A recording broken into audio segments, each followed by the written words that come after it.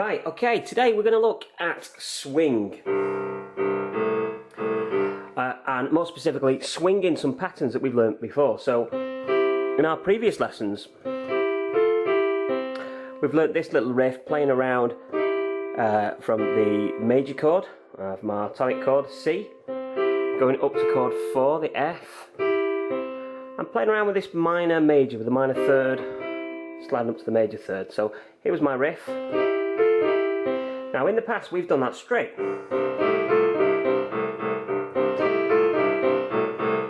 But what we're doing now is swinging this rhythm. We're going to make the first quaver slightly longer and then the second quaver slightly shorter. So instead of an even rhythm, the first one is going to be slightly longer and the second slightly shorter. Imagine it a bit like a quaver triplet.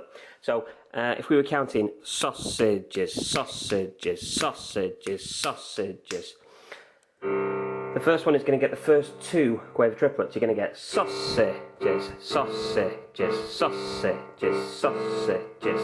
And if we apply that rhythm to our riff, we're going to get this. Instead of, we're going to get sausages, sausages, sausages. And the riff in my right hand there, very similar to what we've done already. I'm going to slide from minor to major, from the minor third to the major third, up to the F and the A from the F chord, back and back to our C. I'm using 2 and 4 and 3 and 5 there.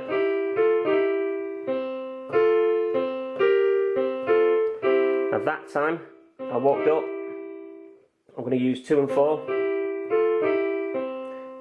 again there, so I can use 3 and 5 on my C7. It's a C7 without the third, so C, G, B flat.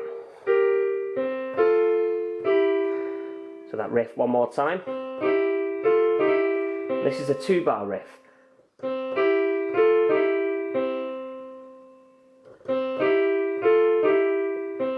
Stepping up to this one, and again I'm going to add some little grace notes into there, some Akiakachuras, to give them the posh name, from the minor third on the E,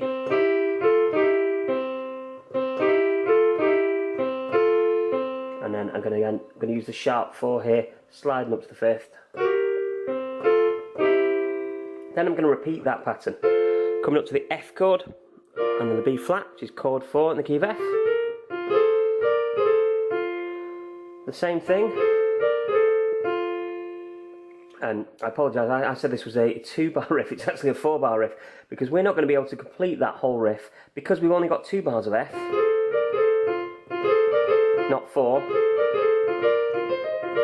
We're not going to get all of that pattern, we're just going to get the first half. And then we're going to come back to the C to do the second half. Up to the G, same idea, from minor third to major third. Back to F. Again, because we've only got 1 bar of G, 1 bar of F. And I'm going to complete that riff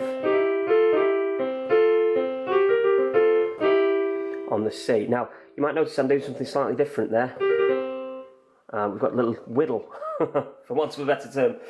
We'll talk about that in a minute, but first let's just put everything together that we've done so far. So,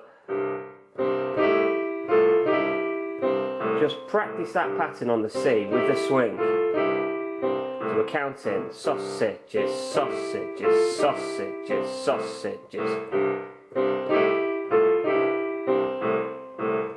Okay, when you're happy with that, try the second half of the riff, which is up to the F, up to the C7, back to F. Now that sounds wrong. If we stop on that, it sounds a bit off there, but what happens, it happens so quick in the riff that you won't notice it. Something like that. We're going to move that to F. 2 bars of F and complete the pattern back on the C.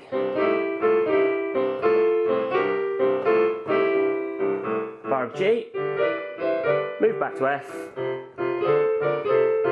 and bar of C. There we go. Now, I was adding something else into that, which is something like this. I'm going to take the same notes and do a very, very fast kind of trill on them. I'm going to run through them very quickly. There it is at super slow speed. And a bit faster.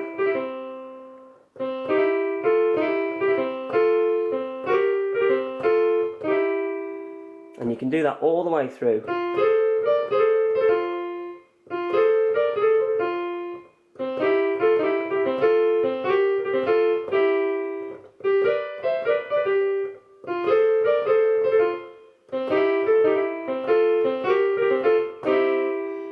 Again, like your other riffs, just practice one of them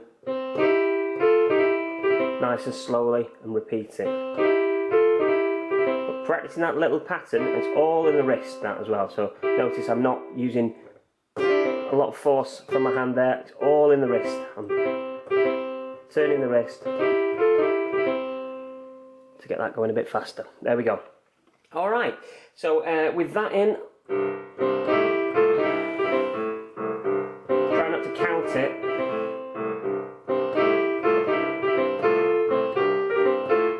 and don't be too concerned if the rhythm is ever so slightly different. Sometimes it can be a bit slower, a bit faster. For example, a bit slower there,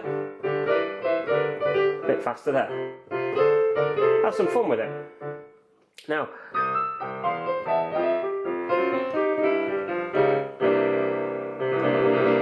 I ended with one of those, so slightly different pattern to end it. We could obviously just carry on with that pattern,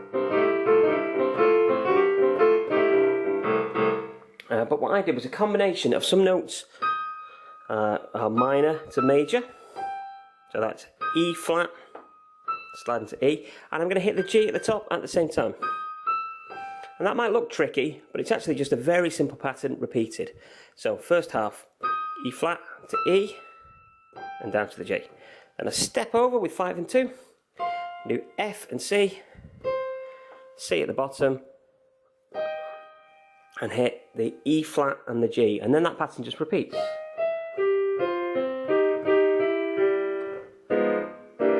Finish off with 2 chords at the end.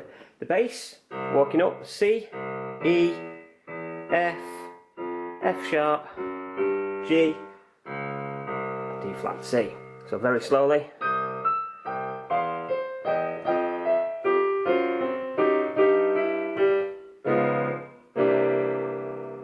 And again, giving it a little whittle on the end there, arpeggiating it. And then once you've got that riff and you've practiced it, practice it very slowly. Take care to use the correct fingers. I'm using 3 and 5. 2 and 5.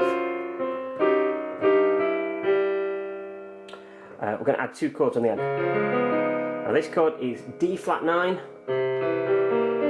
and C 9. So it's D flat 7,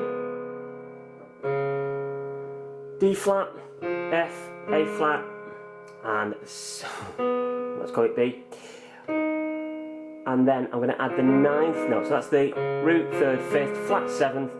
And then the 9th note of our D flat scale,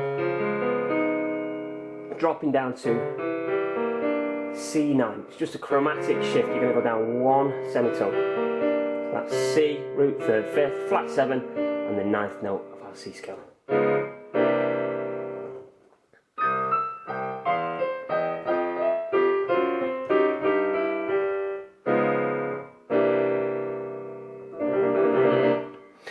And of course, once you're happy with that, then feel free to add some of those little very quick trills or whittles into that riff as well, which would sound like this.